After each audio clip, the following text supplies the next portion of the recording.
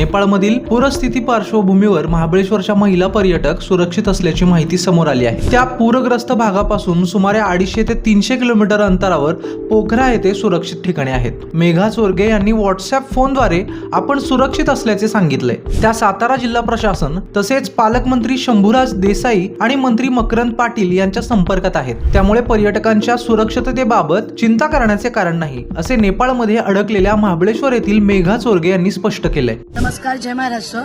मी मेघा मंगेश चोरगे, सातारा उपजिल्हा प्रमुख। मी व माझ्या 9 मैत्रिणी आम्ही महाबळेश्वरमधून नेपाळ येथे फिरण्यासाठी आलो होतो आणि आता नेपाळची सिच्युएशन बघता जी पूर परिस्थिती आलेली आहे त्या संदर्भातच मला पालकमंत्री महोदय स्वतः आमच्या कॉन्टॅक्टमध्ये आहेत। त्यांनी आमची विचारपूस केली आणि माननीय मकरंद पाटील यांनी स्वतः विचारपूस केली व सातारा जिल्ह्याचे जिल्हाधिकारी यांच्या इकडूनही फोन झाला, तेही कोऑर्डिनेटमध्ये आहेत आमच्या।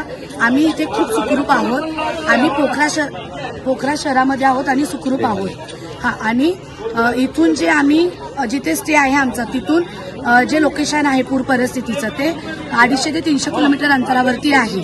तर तिकडची जी पूर परिस्थिती आहे त्याचा इकडे काही इम्पॅक्ट नाही, आम्ही सुरक्षित आहोत। आणि आमचे जे SITचे सर आहेत, SIT टूर्स अँड ट्रॅव्हलचे, तेही आमच्या सोबत आहेत सतीश सर, तेही बोलतील। नमस्कार, जय महाराष्ट्र।